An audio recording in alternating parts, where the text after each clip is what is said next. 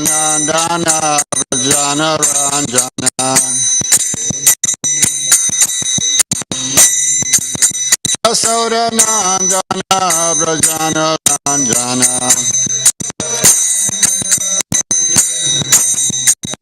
Yamuna Tira Vanachari Yamuna Tira Vanachari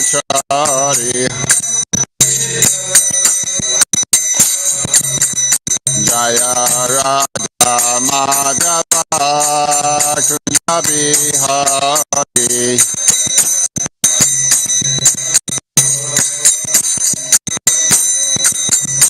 Jaya Radha Madhava Krishna Bihari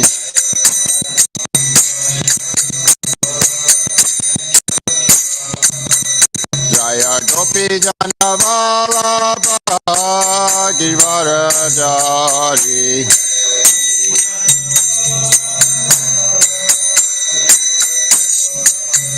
Jaya Gopi Jana Vallabha Givaradari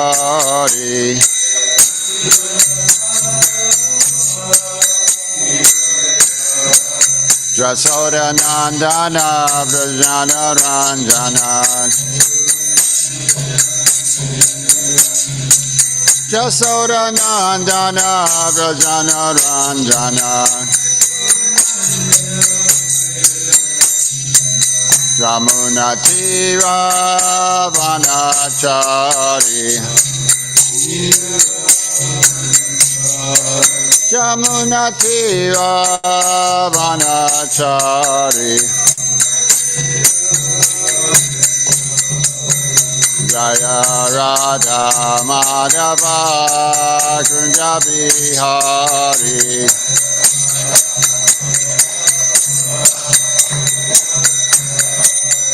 Jaya Radha Madhava Kunja Bihari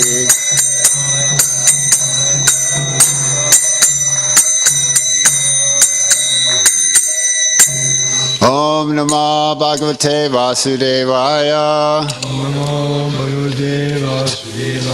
Om Namah Bhagavate Vasudevaya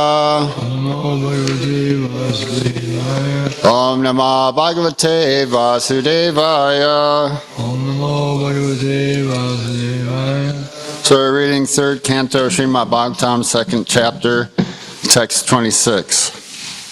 Tato Nanda Rajam Ita Pitra Kamsad Bibi Bhayata Ekadasa Samas Tatra Gurarchi Saapalo Vyasat Tato Nanda Vajamita Pitra Kamsa Vipadyata Ekadasa Tamas Tatra Gadarchi Sapalovasat Tato Nanda Vrajamita Pitra Kamsa Vipidyata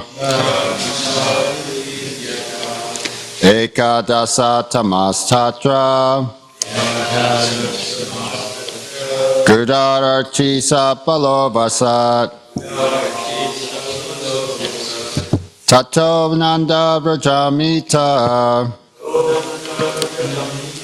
Pitra Kamsa Vipidyata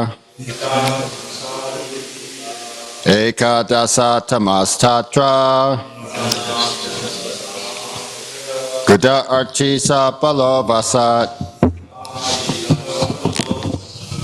Tato Nanda Vrajamita Tato Nanda Vrajamita Vitrakam Sadvibhyata Vitrakam Savipidyata Ekadasha Samastatra Ekadasat Samastatra Udarchi Sabalovasat Kudarachi Sabalovasat.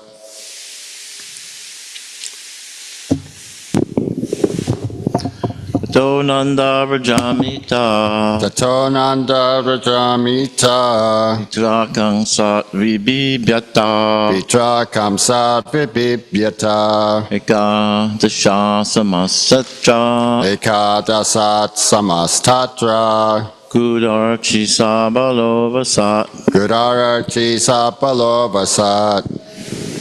Tato Nanda Vrajamita Tato Nanda Vrajamita Yakam Savibhambyata Vitrakam Savipidyata Ekadasha Samasatra Ekadasa Tamasatra Udarichi Sabalovasat Kudarachi Sabalovasat. Tato Nanda Vrajamitaha Tato Nanda Vrajamitaha Vitrakam Sadvibhyata Vitrakam Savipidyata Ekadasha Samastatra Ekadasa Samastatra Udarchi Sabalovasat Kudarachi Sabalovasat. Jai Gaur Nitai Ki Jai. Tato Nanda Vrajamitaha Tato Nanda Vrajamita Vitrakam Sadvibhyata Vitrakam Savipidyata Ekadasha Samastatra Ekadasat Samastatra Gudharchi Sabalovasat Kudarachi Sabalovasat. Tato Nanda Vrajamita Tato Nanda Vrajamita Vitrakam Sadvibhyata Vitrakam Savipidyata Ekadasha Samastatra Ekadasas Tamastatra Gudharchi Sabalovasat. Kudarachi Sabalovasat. That's everyone chanted? Okay, we'll chant the word by word synonyms. Tata. Thereafter, Nanda Vrajam. Cow pastures of Nanda Maharaj. Vita, being brought up. Vitra, by his father. Kamsat, from Krishna. Vibhyata, being afraid of. Ekadasa, 11. Sama, years. Tatra, therein. Krita Arti, covered fire.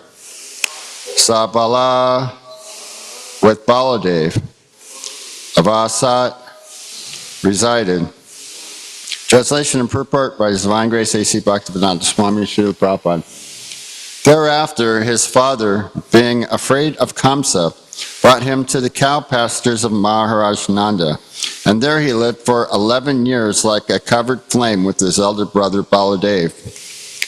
There was no necessity of the Lord's being dispatched to the house of Nanda Maharaj out of fear of Kamsa's determination to kill him as soon as he appeared. It is a business of the Asuras to try to kill the Supreme Personality Godhead, or to prove by all means that there is no God, or that Krishna is an ordinary human being and not God. Lord Krishna is not affected by such determination of men of Kamsa's class. But in order to play the role of a child, he agreed to be carried by his father to the cow pastures of Nanda Maharaj, because Vasudeva was afraid of Kamsa. Nanda Maharaj was due to receive him as his child, and Yashoda Mai was also to enjoy the childhood pastimes of the Lord. And therefore, to fulfill everyone's desire, he was carried from Mathura to Vrindavan just after his appearance in the prison house of Kamsa. He lived there for 11 years and completed all his fascinating pastimes of childhood, boyhood, and adolescence with his elder brother, Lord Baladev, his first expansion.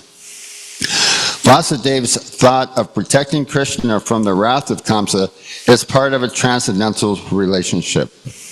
The Lord enjoys more when someone takes him as a subordinate son who needs the protection of a father than he does when someone accepts him as the Supreme Lord. He is the father of everyone and he protects everyone, but when a devotee takes it for granted that the Lord is to be protected by the devotee's care, it is a transcendental joy for the Lord. Thus, when Vasudeva, out of fear of Kamsa, carried him to Vrindavan, the Lord enjoyed it. Otherwise, he had no fear from Kamsa or anyone else.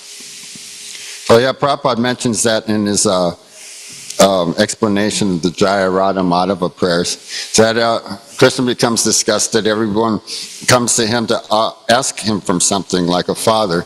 No one comes here to chastise me. He says, no one comes to chastise me, so he becomes disgusted like that. So he takes pleasure in Mother Jasoda's chastising him. And so the lecture that I listened to on this verse has some really interesting points. So basically there's 3 stages of Krishna's life, right? 3 stages of everyone's life. And these verses are also in Bhagavad Gita too.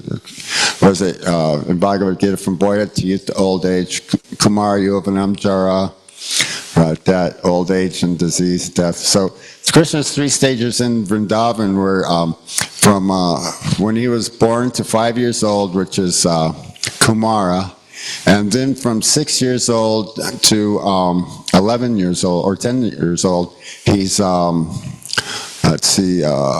Pagonda, and then from 11 to 15, he's Kishora, right? So then he was speaking about a verse, it's in the 10th canto of Srimad Bhagavatam, when Krishna returns to Mathura and after he kills King Kamsa, that he says that you did not get to enjoy my childhood pastimes, you know, as Kumara, Pagoda, and Kishora. But he's saying that he was in Vrindavan for 11 years and then came and killed King Kamsa. So he should have still been in his Kishora age until the age of 15. But he was stating that basically Krishna actually aged just a bit quicker than normal, ordinary babies do. Right? So he was actually saying that by the age of 11, he was already completed his Kumara. So he was already like matured, already like a 15-year-old. And then he was stating that when children begin to walk, and I looked this up because he said he doesn't know when baby children begin to walk. So I looked it up from, what was it? Up to 18 months. What was it, 9 months to 18 months when the babies begin to walk. So they'll begin to stand, they'll be holding on to things in order to stand before they start walking. So Krishna, he was already walking before that in his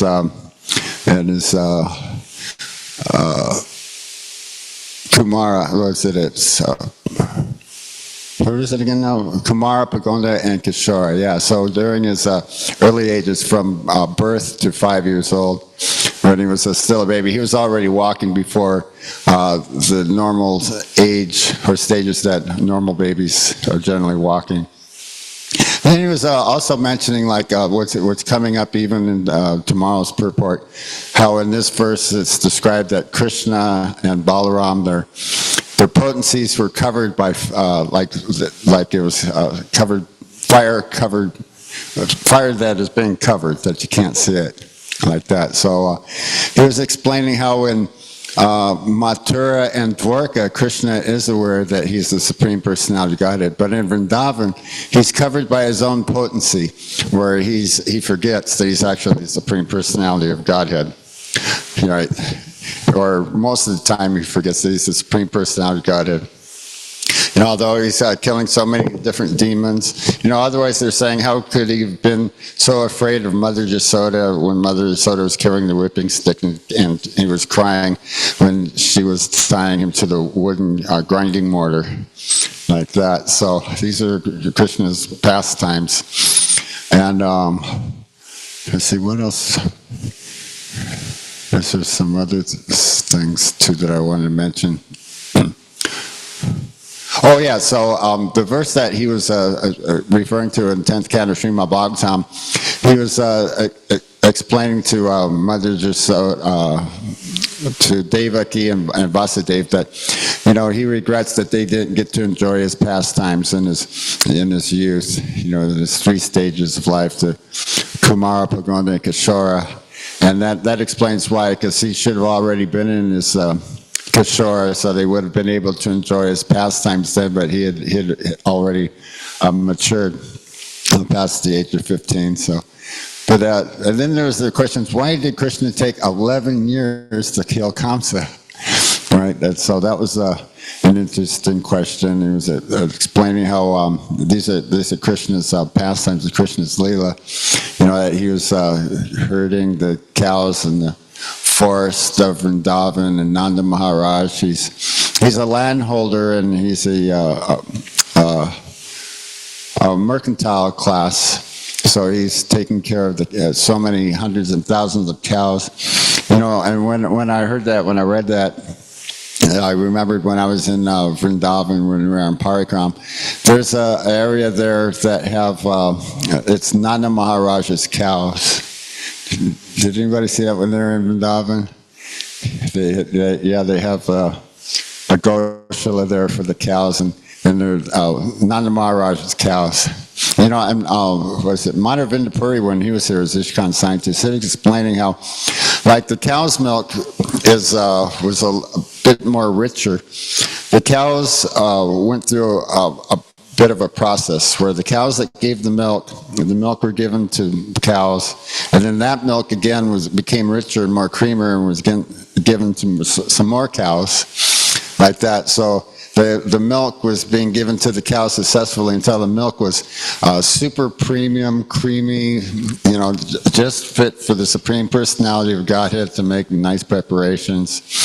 And he also explains how nothing was wasted. It was used for making yogurt, and then what was ever, you know, and butter, and then what was left over was made into oil, like that. And did Maharaj want to make some statements on these verses? Some comments? Okay, so yeah, it's stated in Bhagavad Gita that one who knows the transcendental nature of my appearance and disappearance is not return to this material world upon leaving this material body. So this is what's being discussed here. When Krishna, he appeared in the prison of Kamsa as the son of Devaki and Maharaj, and he was fully ornamented. He wasn't born the ordinary way that children are born. Neither was he conceived in the ordinary way either. He was conceived by, just as the rising moon sets from the, let's see, because the moon also comes from the east to the west, right? The sun also goes from the east to the west. So yeah, just as the rising moon rises from the east to the west, the moon first appeared within the mind of Vasudeva, and then was transferred to the mind of Devaki, like that. And so when and the demigods were coming and offering their prayers, that within Devaki's womb was the Supreme Personality of Godhead. And so when Krishna appeared, he appeared in garments as bright as lightning, very, very yellow, bright yellowish clothing, as bright as lightning, and golden ornaments and earrings, sharp-shaped earrings, and a stupid gem. And it's explained that his hair appears to be freshly oiled, and wearing a crown bedecked with jewels, and he had rings and toe rings and bangles and bracelets, you know, a girdle, a metal girdle, golden girdle. And it was very, very effulgent and lit up the entire prison walls of Kamsa. So this was Krishna's plan Although what Prabhupada's saying here is that they actually didn't have any fear or concern, but that they had a concern. Vasudeva was taking care of Krishna as in a parental relationship. So this is Prabhupada explains that the Supreme Lord becomes pleased when someone is taking that position of protecting the Supreme Lord rather than the other way around, asking things from the Lord, asking for protection. But to secure the Lord. Oh yeah, and then Maharaj mentioned this. We were talking about this yesterday. It was in Krishna book, and it's in Srimad Bhagavatam that there was a flood. It was raining really, really hard, and the Ganges was over flooding, and Vasudeva was carrying baby Krishna, and the whirl waves knocked baby Krishna out of Vasudeva's hands. So Vasudeva was panicking and trying to find Krishna in the water somewhere like that. So when he found him, he was relieved. So this is Krishna's transcendental plan to please his devotee Vasudeva. You know, the specific Leela. You know, there's the picture, they have the what do they call those, whirlpools, you know, the water all swirling around Nanda Maharaj and baby Krishna. And so then Mother Jasoda, she was fatigued from the nature of having childbirth and was fast asleep and did not know whether or not she had given birth to a boy or a girl. So she had actually given birth to a girl, and they switched the babies, and Vasudeva brought back the girl, and Mother Yasoda kept baby Krishna. And that's when Kamsa, when he came down, he heard that the 8th child was born, and then he found out it was a girl, and you know, he picked her up, and he was going to throw her down to try to kill her immediately right away, and she flew up into the sky, into the air, and said, "Oh, you fool, Kamsa, I'm your worshipable deity." Kamsa was worshiping Durga Devi, the illusory energy of the Lord. So this was Maya, Yoga Maya. But she also indirectly, didn't she also say that I'm your worshipable deity? Didn't she actually say that? But you know, you fool, you know, so she told him, I think there was a relationship between that. And somehow or other, there's an explanation about that. And she explained how Krishna, the 8th child of Devaki, was already born. He's at some other undisclosed location, you know, like that. And she told him, you can't kill me. So these are the activities of Krishna, the Supreme Personality of Godhead. And not only that, but it's a traveling road show. I mentioned this last week, right? Prabhupada was mentioning, just like if it's like, right now it's like 8:14 here, and in India, they're like 16 hours ahead of us. So right now, they're having their evening program, or they're just getting done with their evening program or so, and already taking rest. Right. So, and then Prabhupada was saying this, it was 12 o'clock in one place in the world, 12 noon, right, it's daytime, afternoon, another part of the world it's 12 midnight, or it's nighttime. So it was, and it was also describing how it's also the changing of the seasons. From, you know, the changing of the seasons also of the ages, but also of Krishna's succession in his pastimes or his Leela. So as soon as one pastime is finished, he's beginning that pastime again on another planet where he's present. So he's present in multiple planets within the universe, and he's engaging in his pastimes, and it's traveling, just as he was saying, just as they have the bathing ceremony of Lord Krishna and the name-giving ceremony. As soon as that ends, and that begins somewhere, as soon as Krishna is finishing killing Kaliya. Well, actually, he doesn't kill Kaliya, he banishes Kaliya, but he chastises Kaliya severely. Kaliya was vomiting blood, he was all ghastly. Kaliya had Krishna coiled within his coils, and was in the Jamuna, and all the inhabitants of Vrindavan were were losing consciousness, and when they regained their consciousness and they saw this, the Krishna in the Jamuna wrapped up in Kaliya, they again fainted, again lost their consciousness again. Jai Gaur Nitai Ki Jai. So in this way, Prabhupada was saying this is Krishna's Nitya Leela, so that this is Krishna's eternal pastimes. Actually, there's something called Kaliya, what is it, Nitya Kaliya Leela? The Asta Kaliya Leela. So Asta means 8. Just like in this verse here, this word, it was Eka. Have you know that word Ekadasi? Ekadasa? 11, yeah, Ekadasa 11. So like Ekadasi, the 11th day before and after the waning of the moon. We have Ekadasi, so that means 11. So Ekadasa is 11. So Asta means 8. So Asta Kalila Lila. So Krishna's 8-fold daily pastimes. And so, and you can look this up. There's bona fide sources on it. I think it's Ishkan Desire Tree. Certain periods of the day where Krishna is engaged in certain activities. Like in the evening after he has his dinner, they have a magic show. There's a magician, they do a magic show like that. Krishna is expert in Nectar Devotion. Explains how Krishna is expert in speaking different languages and different lingos, and speaking in like the cuckoos and the cockatiels. Krishna can even speak to the cows. He can speak in the animals' language. So Krishna's expert in this, and he's pleasing to Radharani and the gopis when they engage in these pastimes. And what was it? It's like in the morning hours, like Radharani is also cooking for Krishna, and she brings her preparations over to Mother Jasoda's house.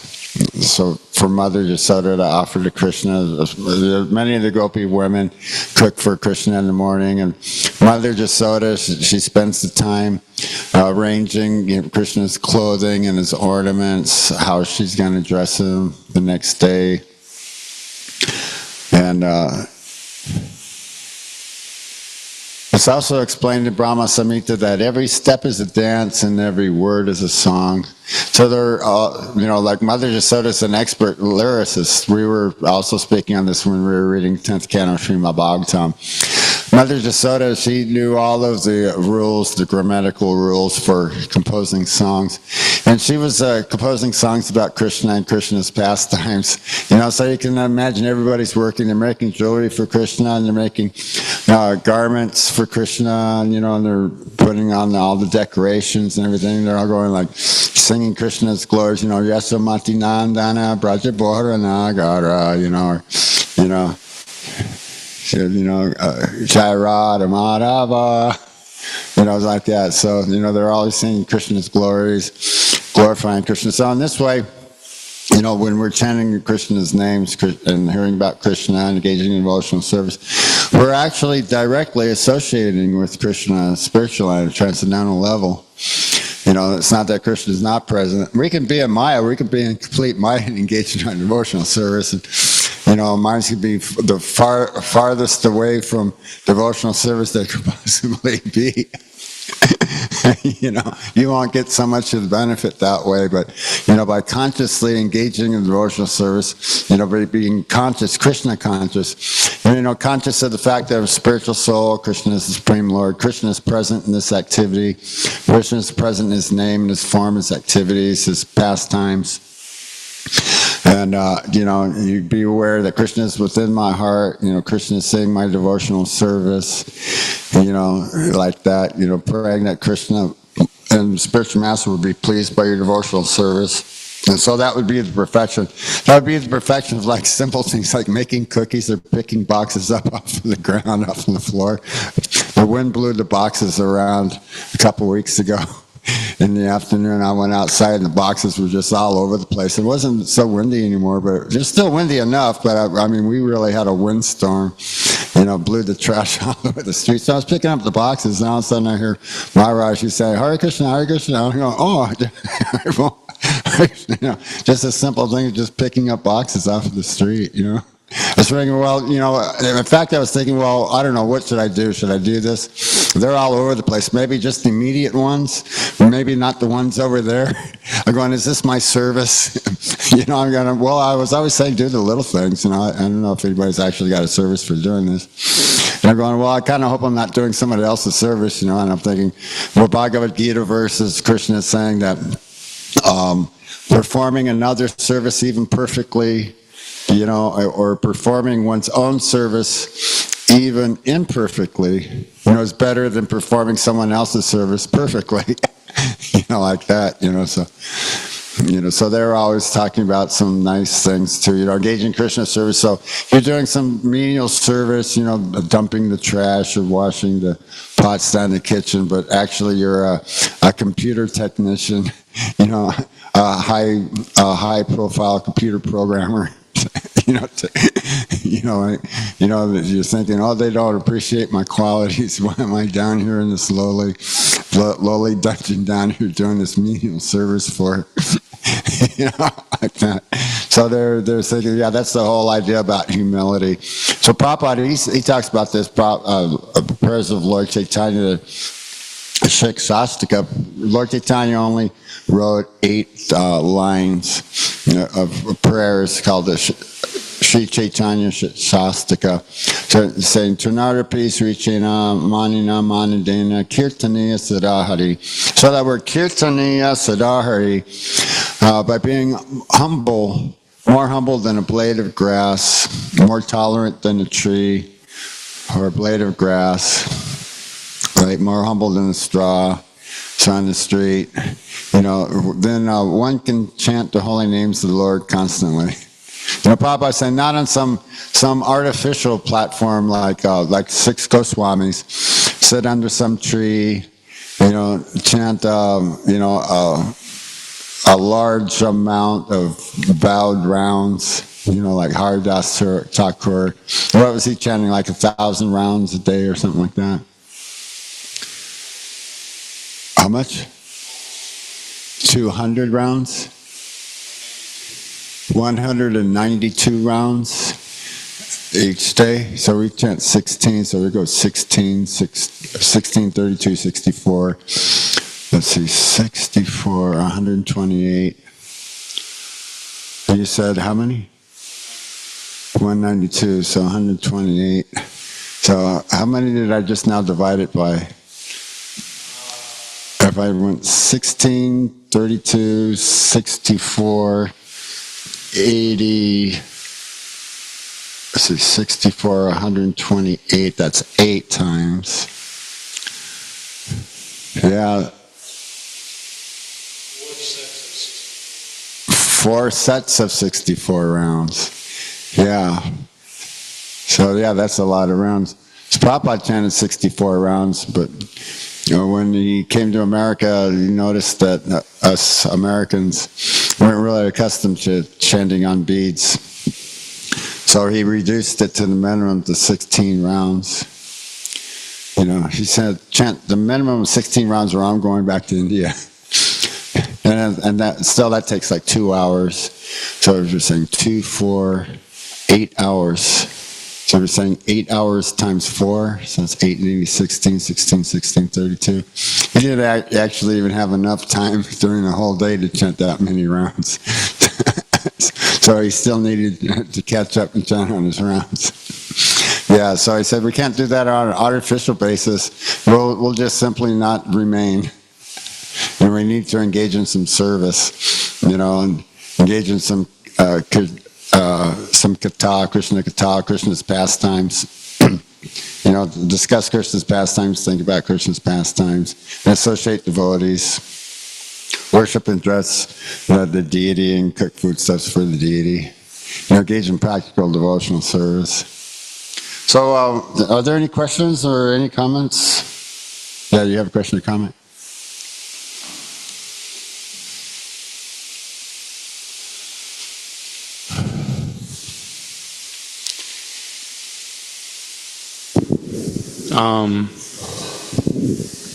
I was wondering, like, you were saying that we should talk about Krishna's pastimes and things like that. But if we're not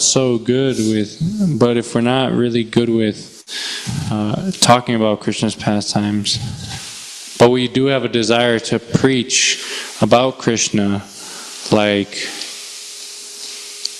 what should we do? What's the best way to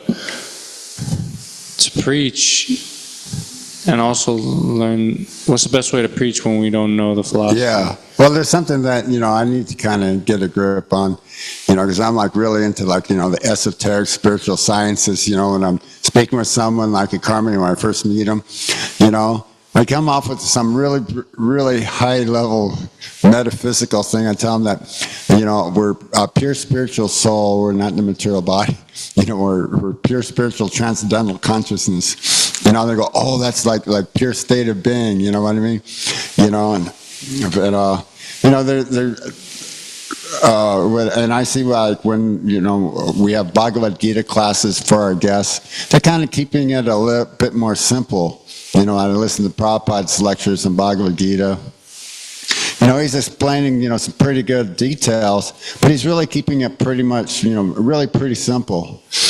Krishna is the Supreme Personality of Godhead. We're eternally servitors. We're not the material body, but spiritual soul under illusion. I really get into this whole big thing, we've got these identities, in this lifetime we're this identity, and we don't remember our past identities, and we don't know our future identities, but they're going to be different than this one. You know what I mean? So, you can kind of see where a person's kind of coming from, kind of if you can go into a little more detail or keep it more simple. But they're saying basically just give them the books, let the books do the preaching. When I'm down in the kitchen, I put on Srimad Bhagavatam lectures and listen to Amala Bhakta narration of Srimad Bhagavatam. And when he's reading 10th canto Srimad Bhagavatam, sometimes I even get lost in the pastime. And I actually really think I'm listening to the Krishna book.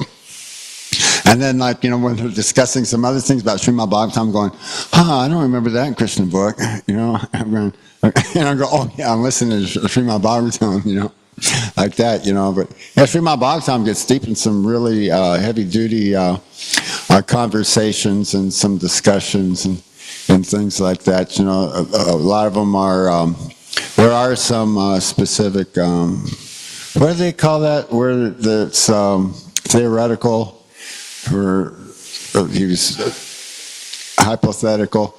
Well, it's metaphorical, yeah. He was talking about how a goat, he was attracted to the she-goat, and then, and they engaged in enjoyment. But he was explaining to his wife their own predicament, the predicament that they're in now, like that.